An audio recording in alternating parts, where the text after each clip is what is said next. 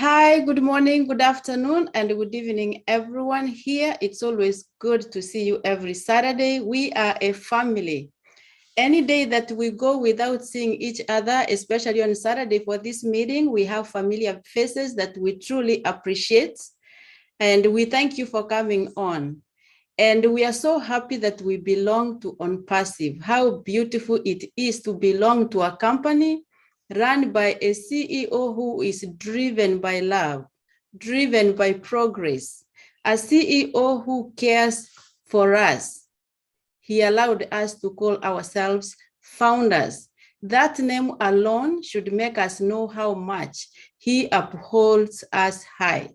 Not many companies will allow you to use that name, a founder, that we can refer to ourselves as founders in OnPassive. And we are so happy that we have not only a CEO who cares about us, but leaders who care about us, who mentor us always, who are there for us. And then yesterday when he came to Friday Night Live, we saw his aspect, his desire of him wanting us to understand our business. And we are blessed to have the OTech Pros team who have been there, who move from one webinar to another, educating us, helping us to understand what's going on behind the scenes.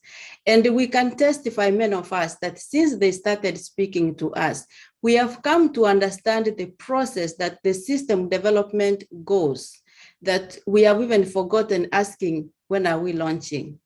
And we are so happy that our CEO has created this company with the tech team that has viable products, a company that is set to leave a legacy, that we are in there, we are the first generation of OnPassive. And after our time from this world goes, we're gonna leave a legacy to our children. So OnPassive is a business of a legacy. And if you want to learn more about OnPassive itself, you can go to onpassive.com. OnPassive is the company. But we encourage any guest who is here today, who is going to attend to this meeting, after we finish, go back, get back to the person who shared with you this link or who invited you to attend here today, so that they can help you understand more. And if you choose to be one of us, you are welcome. As our CEO said, the doors to founders are closing on the 22nd of this month. After that, there will never be a founder position again. And he said he's not doing this, giving us these 2 weeks to get more people in, but he is allowing us who have already seen the vision to finalize ourselves, make sure if we have anything pending, if we don't have access to our back office for some reason, because we forget passwords. He doesn't want to take us by surprise. That's why he has given us this chance for us to do that. So we thank you so much. Our OTech Pros today, we have Brother Collins, we have Brother Andy Parks in the house. We have Lynn, my co-host, in the house. We have our brother Madi Degamo, who is live streaming our meeting. Brother Vincent Ete has a family commitment. He's OTech Pro. Brother Oliver and Brother Bob were in OTech Pro's meeting, but they have commitments. So we appreciate them. And Lynn, I give back the ball to you so that you can introduce our speakers of the day. Thank you very much. Thank you, lovely Gladys. We appreciate you very much. Today, we have the honor of two big, prominent people in this business. First of all, we have Collins Mana, and second of all, we have Andy Burks.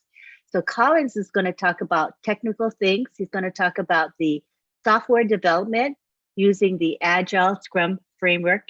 It sounds very technical, but believe me, when Collins is over and done with this topic, you're going to understand what Scrum is about. It's really very interesting. He's also going to talk a little bit about security, the laser internet technology, and compliance. Just a little bit, he'll touch upon those topics as well.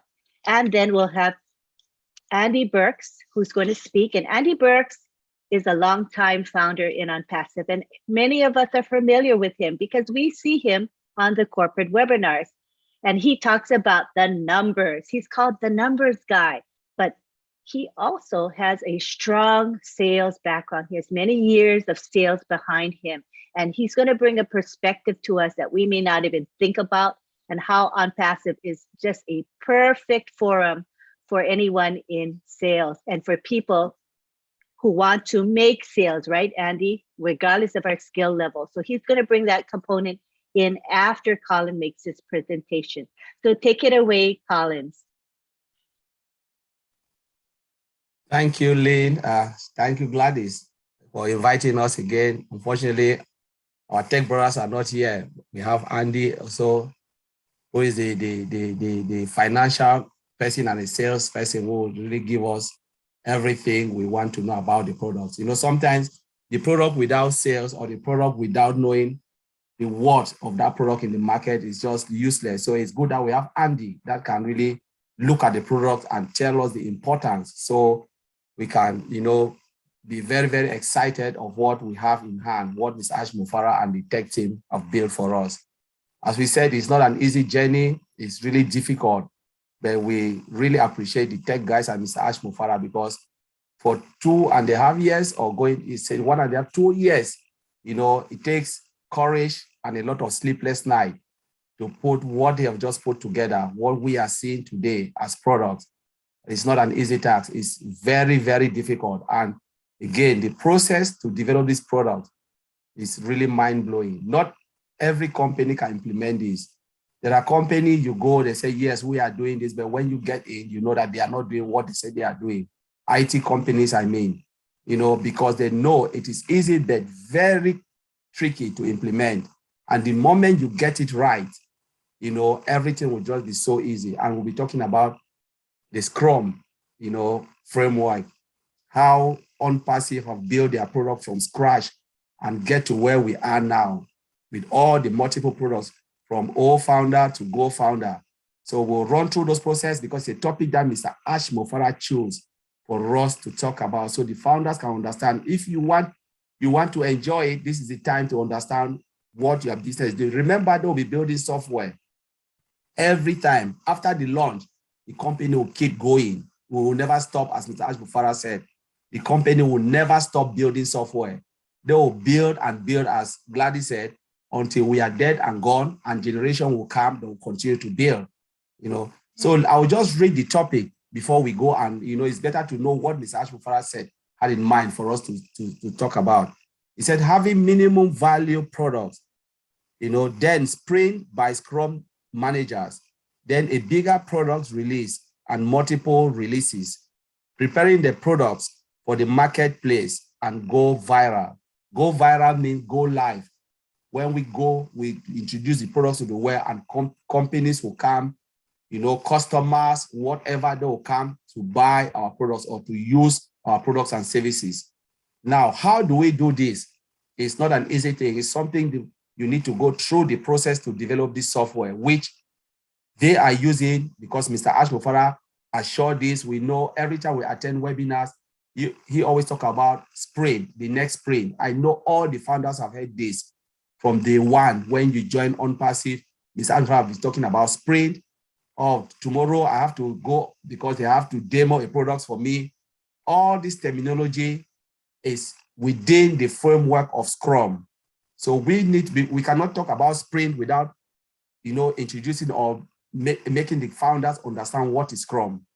Because if we say sprint, you will never understand until we explain Scrum and we explain Agile, because Agile, Scrum is a subset of Agile.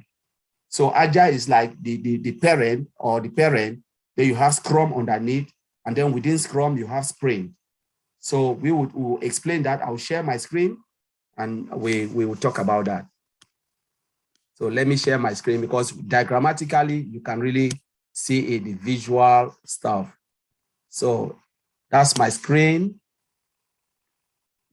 Now I'll just go up, sorry. It's come from the last webinar. So we're talking about Agile Scrum framework. So what is Agile? You know, it's a process of develop software, right? So Agile entails the development of software. So within Agile, you can develop a software, a workable software that you can introduce to the market.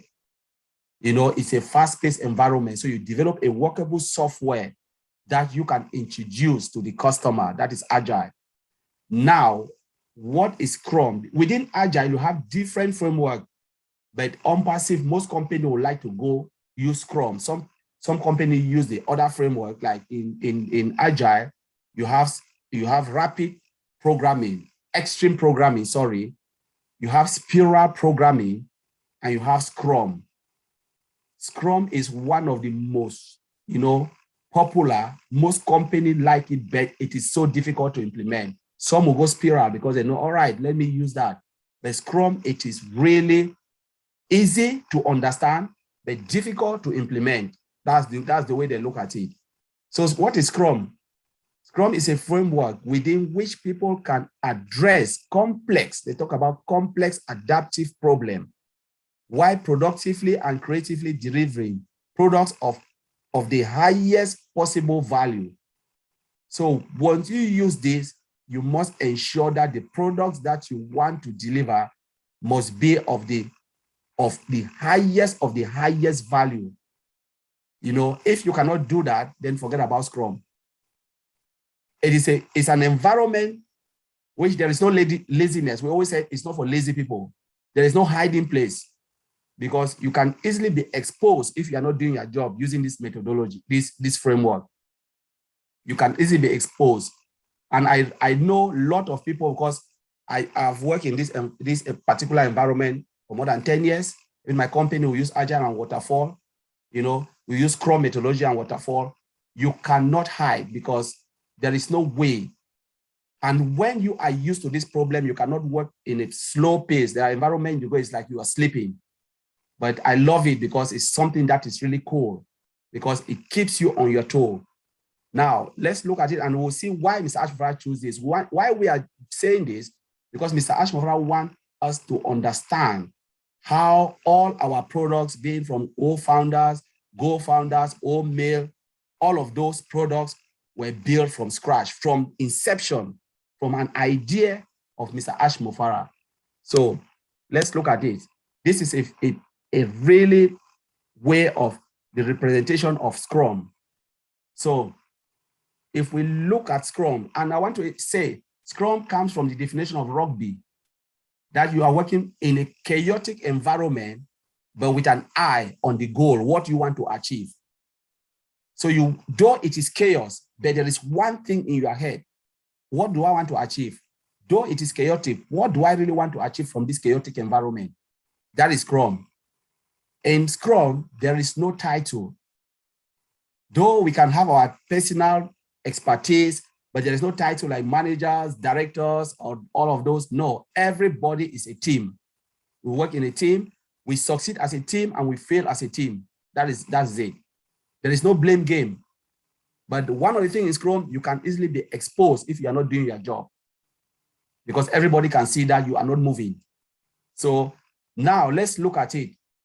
If we look at, there is something, I will explain sprint, but I want us to look at this diagram, and I will go through the diagram. So you look at this diagram, you have something we've said product backlog. If you look at it, it's right down here, this big box. It said product backlog. I'll explain what it means. So Mr. Ashmofara has the idea in his head. He knows what he wants to be it or mail. All our products we have, like Academy or Bless, Mr. Ashmofara already knows everything he wants to achieve. Calls the team of experts, we have all those engineers. Maybe you can say, okay, who are the best people to build this product for me? They group themselves together. Now they group themselves together. There is one person within which they have appointed, but that person must have that expertise to do that. In other companies, they'll say project manager, but in this environment, they call the person product owner. So you own the product. Whatever they are doing, you are the owner of everything Mr. Ashmofara is saying. Not like you own it, but it's like you take control of it. You own the control, of everything. Because if you are not in that position and really good at what you can do, forget, you will be fired. So Mr. Ashmofara said, okay, you sit with me. I want 100 screens within mail. How do we go about and do that? 100 screens within Bless. Now the product owner said, okay, Mr. Ashmufara, you want 100 screen. Which one is the priority? Which one do you want first? Because we cannot build 100 screen. Mr. Ashmufara said, I want this first. Now the product owner said, okay, for what reason? Because we think if we build this, maybe we will not be able to achieve this. Can we flip it this way? So they have that front and back. Okay, yes, I see. Let's go with this first. But you must have the priorities. So the product backlog is the idea of Mr. Ashmufara, sorted in the order of priority, what we need to achieve within the whole development of that particular product. Say, be it O-mail, be it O-academy, whatever, both the physical and the digital products, it goes through this process. Now,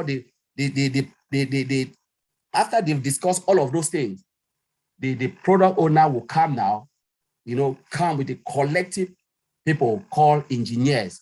They are made up of maybe security guys, developers, back end, front end, all of those people, those who are working, those who will build that solution, put them together. There can be 20 of them, sit in a room, 9 hours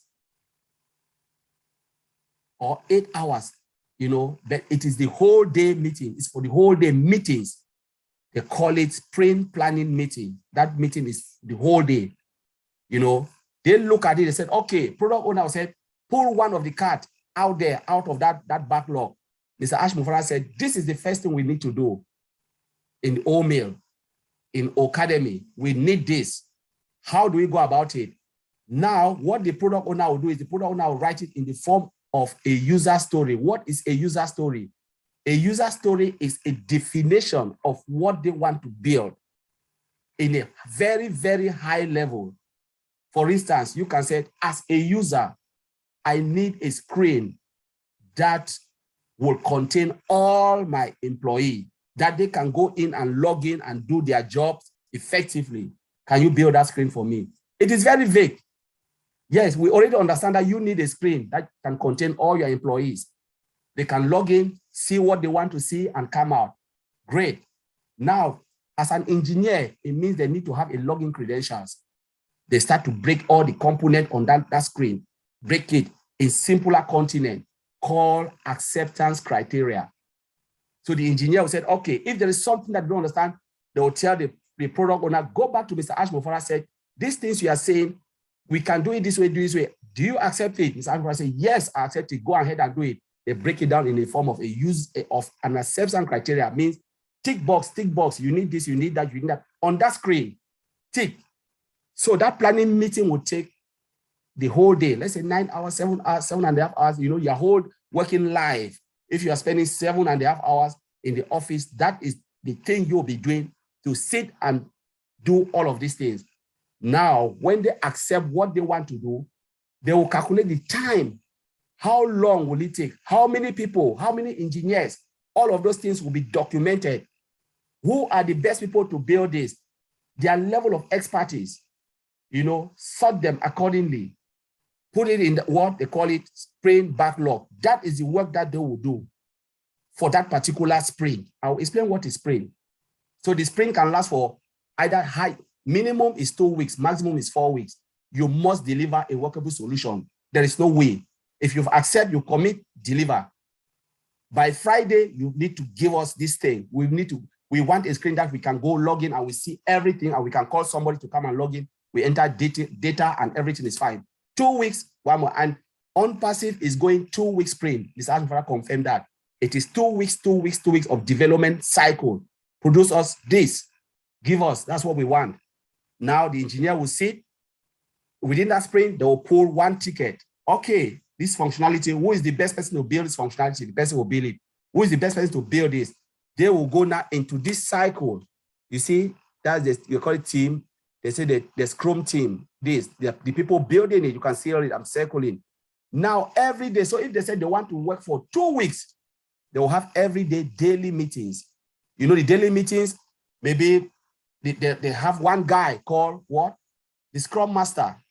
The Scrum Master is a person that ensure that the teams are concentrating on what they are doing, the job at hand, no distraction from the overall directors or boss or this. Even if Mr. Ashmofara go there, they'll tell Mr. Ashmofara, no, don't come in here. We don't want it. So you must be on that type of person where you can make decision and say, no, we are committed. We can't listen to you. We must deliver this because this is what we are. Because if you allow people to come and talk to the engineer, sometimes you change things and things will go out of hand. So they keep them on their toe. You stay in that little box, concentrate on that job. We want this thing. If Mr. Ashmofara need any change, he will speak to the product owner, and the product owner can say, okay, there is something here we miss. Can we add this? Yes, the customer can make change. Because Mr. Ashmofara asking that as a customer, can we make this? Say yes, when we deliver, we'll make the change, but not now. So they keep them in that little box. Daily meeting. The daily meeting lasts for 15 minutes. 15 minutes. Daily Scrum meeting is 15 minutes. You have the engineer, everybody has a chance to speak for 2 minutes. Like for instance, Lynn can say, Collins, what have you done today? Not like Lynn is looking at me, everybody speaks, you speak for yourself. So we can say, who go first? Lynn said, I'm going first, I will go first. Lynn, what did you do yesterday? Lynn said, I did this, did that. What are you going to do today? I'm doing this, doing this. I've pulled it up. Okay, do you have any issues? Lynn said, no, I don't have any issues. Oh, do you need help? Then Collins go second, Andy go third. We say everything. That is called transparency in Scrum. We are all transparent. We know what everybody is doing. It's called transparency. Now, every day you have to go, you do the you look at the thing, everybody knows what everybody is doing, and then we can adapt, because in Scrum they have 3 pillars. You have transparency, you have inspection, and you have adaptation. So we inspect at that time what everybody is doing. Are we doing it right? Are we doing it wrong? That 15 minutes, just 15 minutes, no more. You can't speak more than 2 minutes. And we look at it and say, yes, this is it. And then we move now. We go to recycle until we build what we've said we want to build, deliver within that sprint. We finish all the job in this sprint backlog. Then we can move it into this little box, the increment box. So we know now we have a minimum value product that is workable and a user can use it. We can put it in the market and we can sell it. So it is there. Now, Mr. Ashmofara can say, yes, we always hear Mr. Ashmofara said, they will demo a product. We have a demo this day. We have a demo. That process is called sprint review. You have to review it. So who does the review or does the review is Mr. Ashmofara and other teams, because Mr. Ashmofara is acting as a customer, as a user, because he gave the user story from this end, from the backlog. He needs to review it to ensure that what I said I want is what you people have built. So he comes at the end from this box to this box. He reviewed and said, happy days, it is good. I'm happy with what I've seen. If he's not happy, there is room again to go back through this sprint and fix it within that week, that time frame. So now, Mr. Ash said, yes, happy days. Let's say everything is good. The team now will sit. Mr. Ashmofara is not here. Mr. Ashmofara ends here. His job ends here. I've reviewed it. Move to this type is this team with everybody, the product owner and the scrum master sit in retrospective. Now, in retrospective meeting, it's about transparency, adaptation, and done. So they look at it and said, okay, what happened? What was the difficulties? What difficulties did we notice? They will note it down. Everybody speak for himself. It's not like there is no manager, there is no director. Everybody speak. Who goes first? Collins can say, I will go first. Lynn said, I will go second. I said, you know what? Let's talk about the difficulties. In my area, I can say, okay, as a QA, this is what I faced. I had these difficulties and this, and we couldn't do this because of this reason, but we overcome it. Now we put it down. We know, okay, next time we need to do something different because we need to look at our problems, the challenges that we had in building that software. So we work on that challenges because we've already learned. They call it lesson learned. Now we move to what did we do well? I will say, yes, we did this, did that, so we'll keep this. So what did we not do so well? We said all of these things we didn't do so well. Do we need to keep it or trash it and do something else that can move us as fast as possible? Work on that. You know, he said, okay, what if we refuse to do this? What will happen? So now we are looking at the future. Maybe we'll hit a storm. We said, no, we don't want this because if we do this, we'll have blockage and it will have a lot of problems. Now we said, okay, what are the sunny days? All the future, good, we put it. We can say now, within that, in retrospective, we want to define what it means by a complete solution can be delivered to the customer. We said the definition of done. When you said a software is done, complete, what do you mean by that? Every member of the team will give his own definition. For instance, developer will say, when I develop my software and I test it, unit testing is done. Wash my hand off, happy days. Now I will say, okay, when the developer transfer that software to me as a QA, I test it 100% or 90, I can't say 100% in QA, there's no 100%, 98% free of defect, happy days. Now, the next person will say, when I deploy it, there's no problem to the other environment or live environment, no issues, happy days. Mr. Ashmufara will come and say, because he is a customer too, he said, when the product is in the hands of the customer and they are satisfied, happy days. Which definition do we need to choose? Mr. Ashmufara definition. That's the definition of done. So every time you are in the team, you want to hear, ask the leaders, those who are the directors of this, what happened? Is the customer happy? Yes. Are they happy with our software? Yes. Happy days, done. We are done, complete. So that's the definition. So you must define everything. As we said, Scrum and its time box. So review meeting is about 90 minutes. Retrospective is 90 minutes. So everything is time box. Now let's look at the definition of sprint. What is the definition of sprint? A sprint is a set of period, is a set period of time during which specific work has to be completed and made ready for review. That is sprint. You must complete it within a certain period of time. So sprint is a time box. So there is no addition of time. Even if you said 90 minutes, if they said 90 minutes, you say, no, no, there is no going more or less. 90 minutes, done. It is over. So you must know what you want to say, prepare yourself, come for that meeting. You have, if they said you have only 2 minutes to say, there's nothing, no more than 2 minutes, because the next person, that is how it is. It's a fast-paced environment because time is money, time is productivity.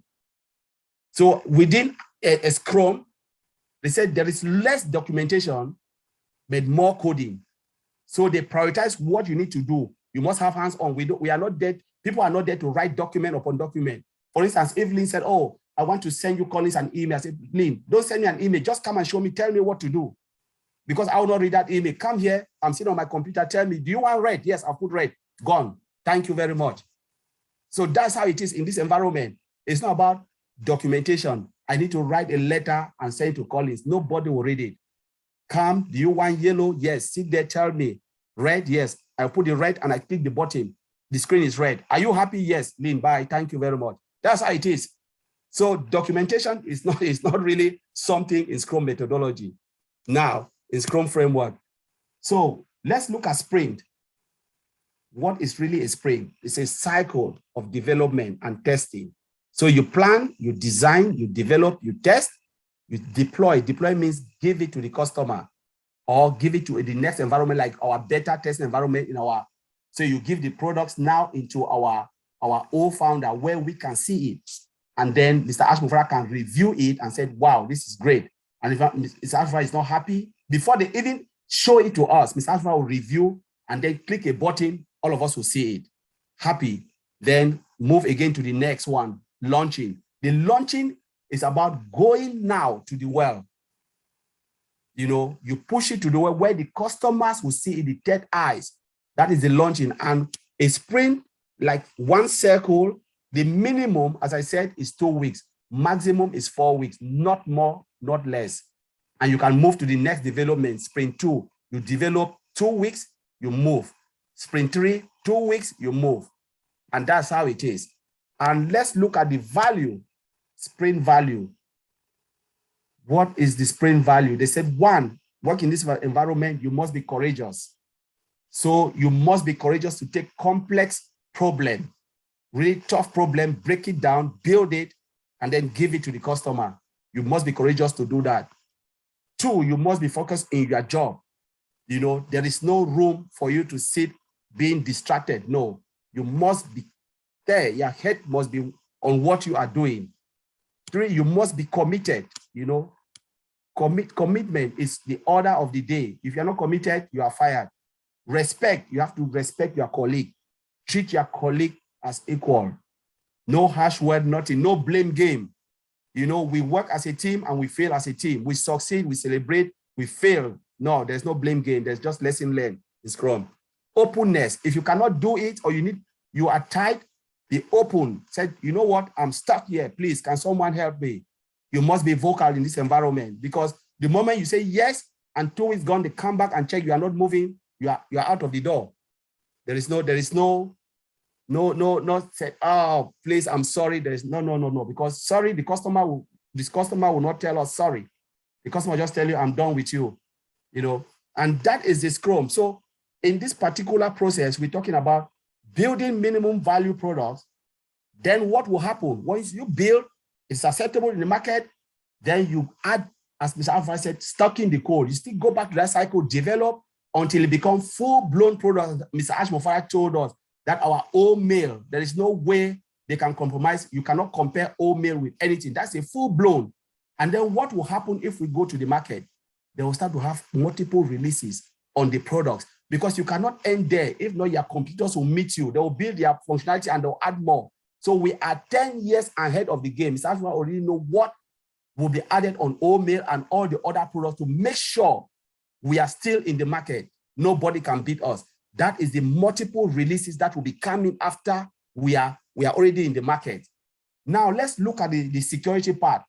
With all of this, building this solution or building any product from scratch, the product must be secured. For instance, database security, penetration testing. You need to go in and make sure, hack it. You know, there are people who go in, try to hack the database to make sure the database can withstand vulnerability. You know, all of those things they have to test. You know, they have to make sure the code is secure. Encryption is there. Encryption is about, when you look at it, it's about special characters. You cannot even look at it from end to end. The moment you type your password, if you look at it, password is what, ... From that moment, go right into our database. Everything is hidden, so nobody can get it. That is maximum security. You know, everything, you have security license. Collins, I just wanted to let you know that Oliver is in attendance. He is here now, so he can cover the security aspects. You probably didn't see him come in. Just that's you know. good. That's good. That's good. So Oliver can take that security. I was just hitting that part, but Oliver can take it because he's the security guy. He can take it. So, and Oliver can talk about the compliance as well. So, to you, Oliver. Thank you. Thank you. Thank you, Collins. That was an excellent presentation. And, you know, when we look at the Scrum values, I just find it very interesting because, you know, personally, I think that the way OnPassive is and how Ashmofara is, those Scrum values fit Ashmofara himself as well as the company.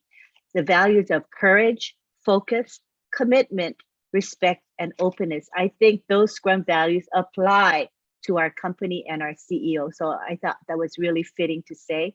Thank you very much. As you know, you talk about Scrum being a sort of a chaotic framework. However, I think we might want to call it a controlled chaos because, you know, chaos is expected within this framework. And it's one of the strengths of it, because with this chaos comes in an opportunity to address any issues or problems as they occur. So I think the Scrum framework is what I call controlled chaos, not chaos in a negative way. Would you agree, Collins? Okay, I just wanted to add on to that. Yeah. A positive kind of chaos. All right, yes. Okay. Thank you so much. Now we move on to Oliver Fonte, whose specialty is security, and he's also going to talk about compliance and laser internet technology. Take the floor, Oliver Fonte. Yeah, hi everybody, good day. And I want to say it's nice to be here. Thank you, Anteline, Gladys, and the rest of our founders that are here. It's a pleasure that we will come to try to, extend our IT background so that we should know our business. This is our business, and you own it. You have your own domain and your own website, so it is yours. And I'm very proud for all those who take their busy schedule to come to listen what their business is all about. This is something that has never happened before on this planet. Being in the industry, for what we know, what is going on, and what we've seen, that the CEO tells us that we have just 10%. This is, in fact, it's mind blowing. Yes, talking about the Agile Scrum framework, as my brother Connie just put it, nothing happens without security. Nothing will happen without security. Customer satisfaction cannot be without security, because one thing the customer want to ask: are my data, are they safe? Are they secured? I don't want any people, because we'll be dealing with PII, personal information. None of us want our bank information or our social security number to be out there. So that's the number one thing that any customer that comes to OnPassive want to ask, to find out where are the data going to be stored. Good enough, we have our own data center, which is hybrid now, and all the sophistication that we have there comes now to the Agile Scrum framework. We have what we call product backlog and sprint backlog. The product backlog and the sprint, that is where all what the developers, the database guys, the security, they work on. That is where they stored. That's where everything is stored, and it has to be secured. Because when the developers, they write their code, that is where it's stored. They retrieve it from there, work on it, it goes back there. The security guys, when we want to make sure that security is good, we make sure that where at rest is secured. The database guys also have to make sure that there in the backlog, in the backlog and in the sprint backlog, they're all secured. So being in all this, and in that development life cycle, security starts from the first phase, because you can't run everything and go to the last phase that you want to go and build in your security. Then it's going to be a disaster. It starts from the first phase. Phase one, the security is embedded into it.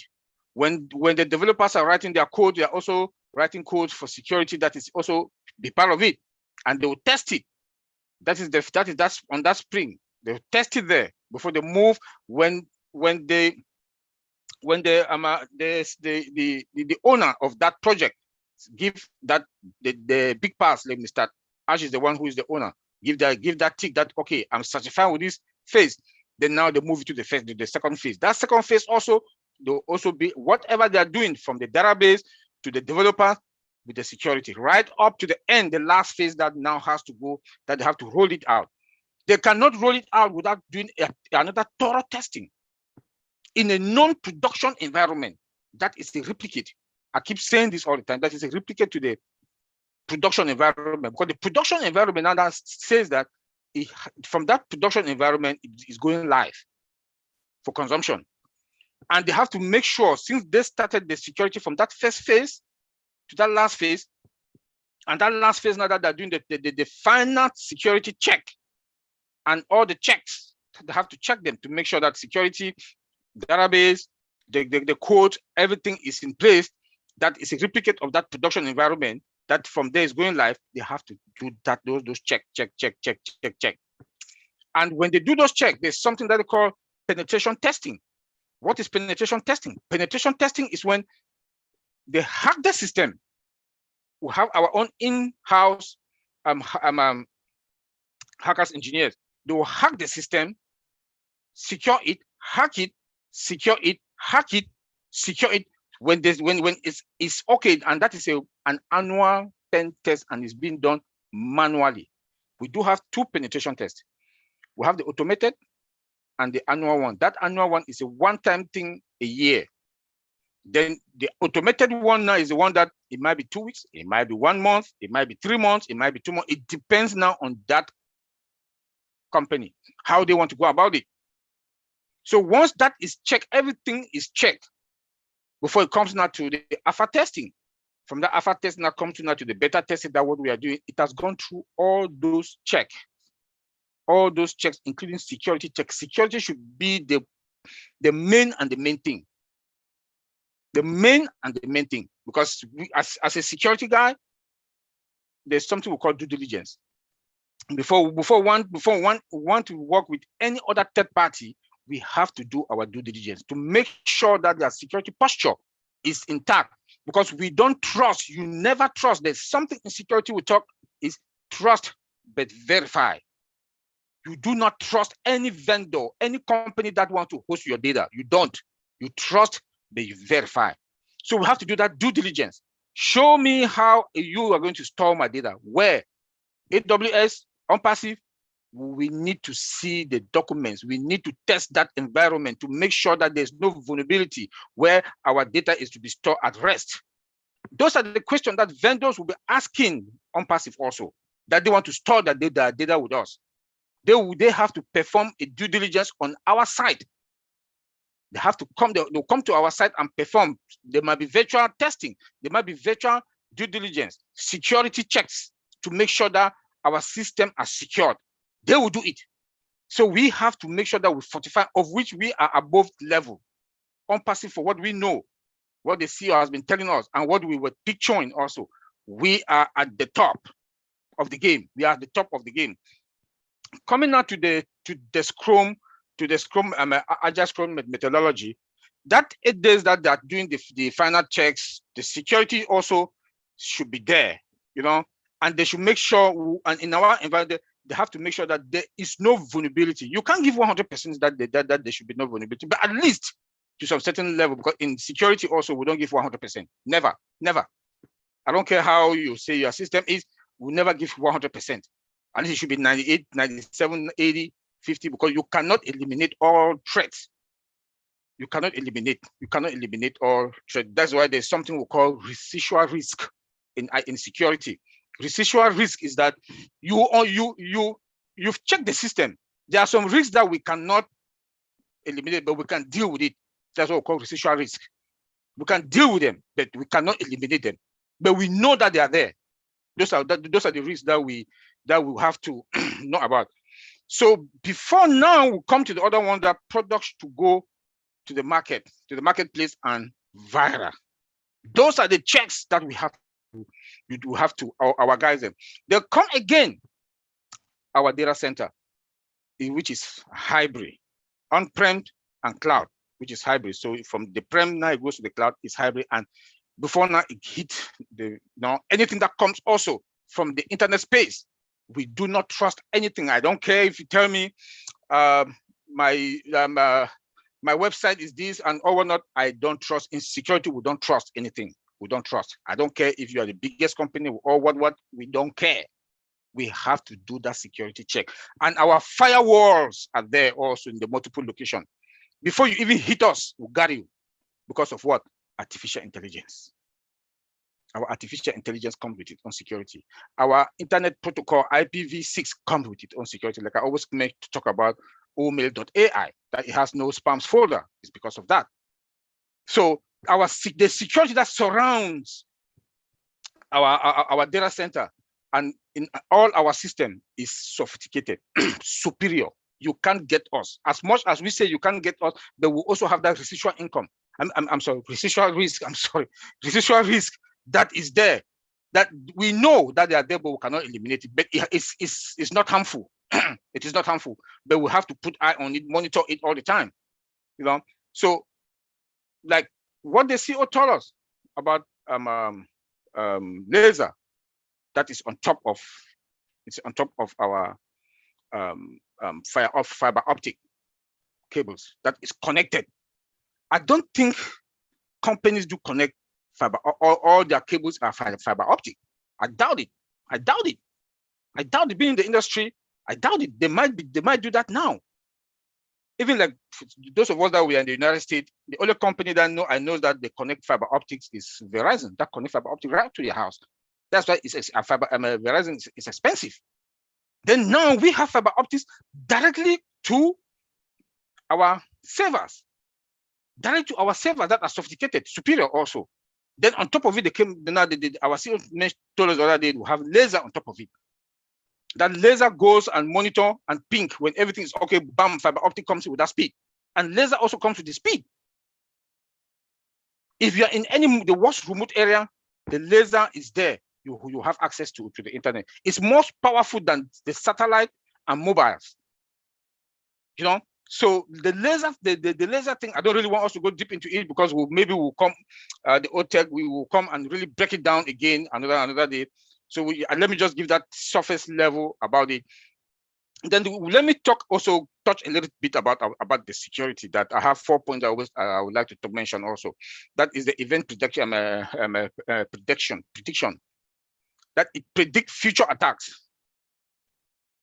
AI, what we call AI, that other companies, everything in OnPassive is AI. You know, it predicts future and current attacks. By the time fiber optic blocks it, they want to like come with our own technology, you will not penetrate our data center. They also have automated detection and action. The automated detection action, it identifies all threats and it automates them and, you know, bounce them back that they will not get into our system. And if there's anything, it automatically block or block the server or the system that it will not be able to. Then our guys are now coming to do their investigation. We also have real-time monitoring and alert. The real-time monitoring now, it monitors everybody in-house and outside. You know, the worst people are in-house. Tech guys. The most dangerous people are those that are in-house. Some might be ignorant. Some might, maybe they say, okay, you have 2 more weeks to leave. I'm sorry about that. Maybe you have 2 weeks to leave that company. And they fire you. They fire you. And you have access. You have a lot of access. You can cause damage. So with the AI will automatically start monitoring that person. They might also take some privileges from you so that you will not have access to some certain critical data. Then the other ones that you have access to for that 2 weeks to have the AI will start monitoring you. You want to cause any damage, they just block you immediately and they cannot tell you that you should leave. So you have other ones that is phishing. You might not know. Like one other company that I worked there was one lady in the finance department. They sent her phishing emails. She went and clicked that emails. And the whole company was taking ransom. The whole company was taking ransom. That's why I keep telling people now that we are going into this phase that the molars, money will be involved. You have the bad guys that will be targeting us. Do not click when they send, you see any email that you doubt it, even if it's from your mother, your father, your who. Do not click on any link. Take your mouse on that link. Take your mouse, just go to that link. If you see the numbers, know that it's wrong. It's a phishing one. But if you see the content, if you put your mouse on that link, you look at that content.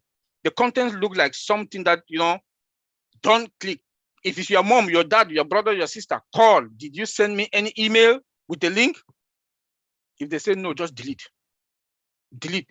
Because when you click on that email, they've taken you ransom and they might take some of us. Or anybody on your network, on your contacts, is also ransom.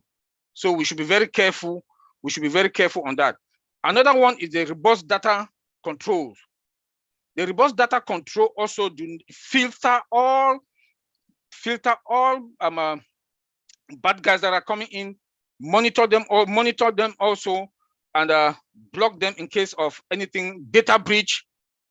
That's another big one, data breach. They can come through or one of us and they'll get us. So that's the robust data control that we have, that also that AI comes with. So you can see how sophisticated our system is when it comes to security. The CEO has invested money because security is not that easy. It's not that easy. So I will leave it there, and Antiline, take it from there. Thank you. Thank you very much, Oliver. That was a great overview of security and compliance. And the laser technology. Thank you very much. I know it is a those topics are broad and extensive, but given our time constraints here, we can just cover the surface, but enough to just know a little bit. Thank you very much. At this time, we would like to bring in Andy Burks. Andy Burks is a leader in OnPassive. He's a founder, very committed. You see him on webinars such as the corporate webinar for guests. He is the numbers guy. But did you know that he has a sales background, many, many years of sales experience, and he's going to bring in a perspective that we may have not thought about before. So you can take the floor now, Andy. Thank you. Thank you for inviting me on. This is good. I love this. I love the simplicity of this company and the magic that it's working. So let me give you a perspective that perhaps you may not have thought of. Now, we've got these minimum value products, things like ONET, which is likely to be free for customers to use. Now, customers are going to come in their droves to use these free products, but now they're a customer. So now they're going to have a look around and see all of the other products that we have within the suite, within the range, as it were. And sooner or later, these people will start to use these other products and become customers and start being paid customers. But just think about this for a moment. We have 4.5 or 4.7 odd billion internet users today. And a lot of us use Facebook. The only reason we use Facebook is because there isn't another opportunity or another option that we can really use. But nobody likes being scammed, and hand in the air, I've been caught out several times or a couple of times with buying things on Facebook and that not being the case anymore. Now, Oliver's mentioned security. I'm going to cover the other side of security, because when you become a customer with OnPassive, you're going to have to prove who you are. So you have to be able to cover what they class as the anti-money laundering regulations. Now, the reason everybody's going to have to cover that is because sooner or later, when a customer comes on board, he may wish to become a reseller, because he will see in the top corner, you can have the money out of this wallet, Mr. Customer, if you click this button to become a reseller. So every single person that joins OnPassive will have to prove who they are. So you're never going to get scamming options like you do on Facebook. You're never going to get somebody having 2 or 3 different accounts or trying to be somebody they're not, or trying to talk to you about opportunities that you simply don't want. Crypto being a good example. Every time I say yes to a friend, the next thing I get bombarded with crypto.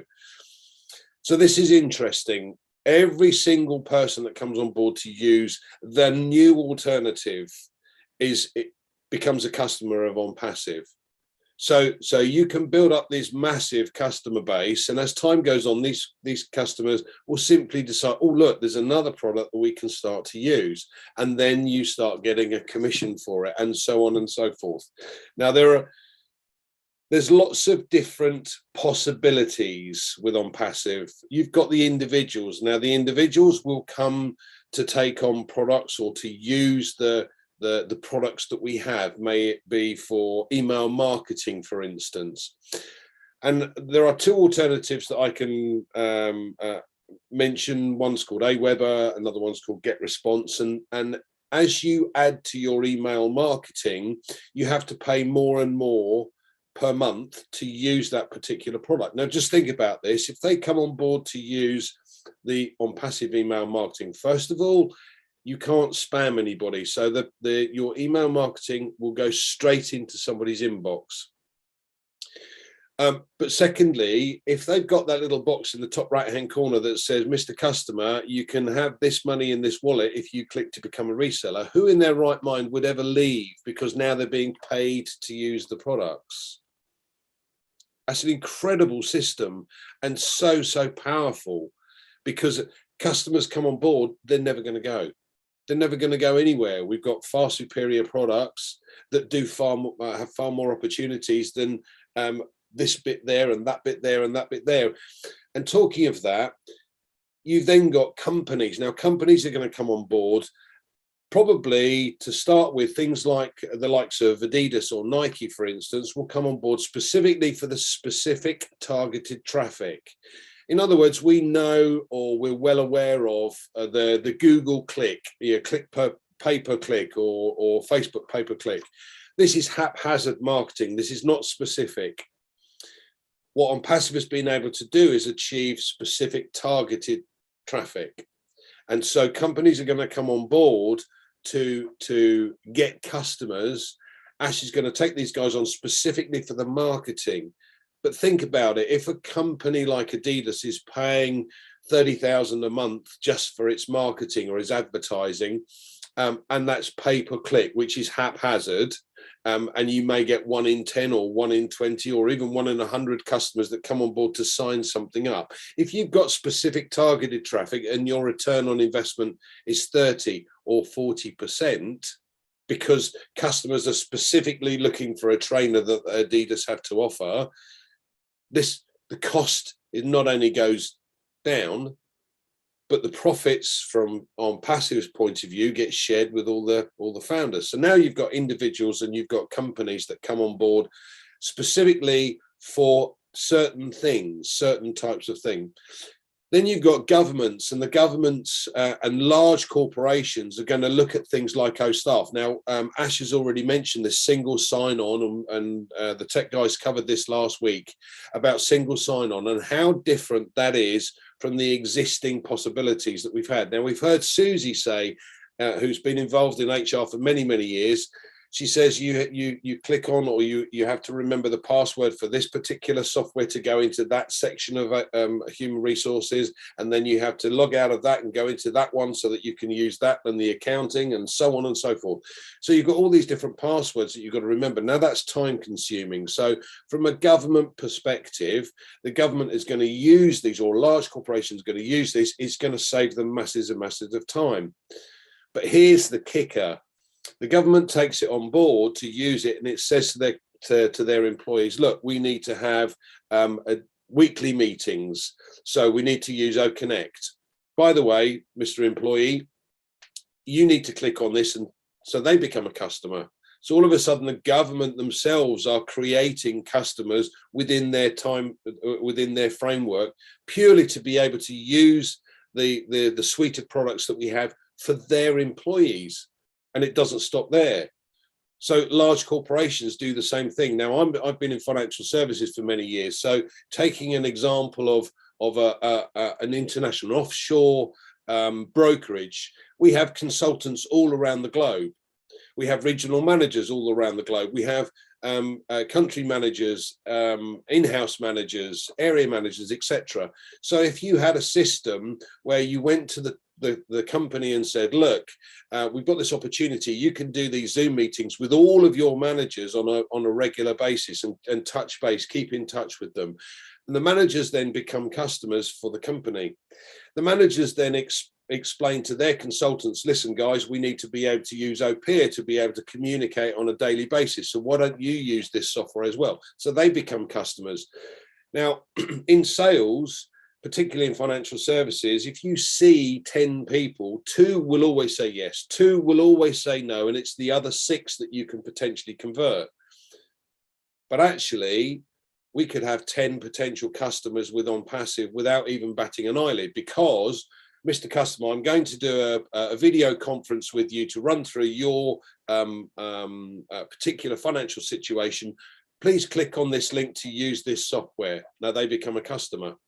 They may not now, but they're now keyed in or linked into that particular consultant. So if a company, for instance, certainly in financial services, has got 20,000 orphan clients or not being looked after clients, every single one of those could become a customer. Now think of this in the larger picture. We've got 4.5 or 4.7 billion potential customers here, and we're 1.3 million founders today. We anticipate taking on over 100 million customers in just our first year. And Ash made it clear that the data center is going to be set up in order to be able to take on board over 1 billion customers in its first year. But can you see how this could go viral very, very quickly, just purely for introducing the minimum value products to other people.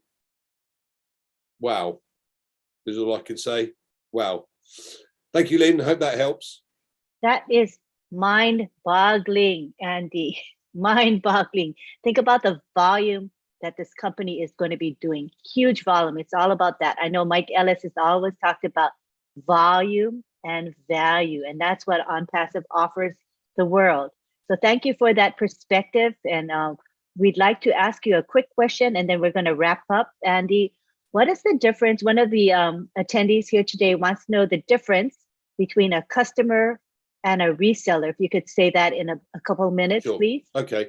Well, we as founders are founders today, but when we launch, we are going to have to become resellers. Now, from a customer's point of view, as I said, if you take a customer like an email marketer or an affiliate marketer, for instance, and he comes on board to use the email system, he's a customer. Today, he's a customer.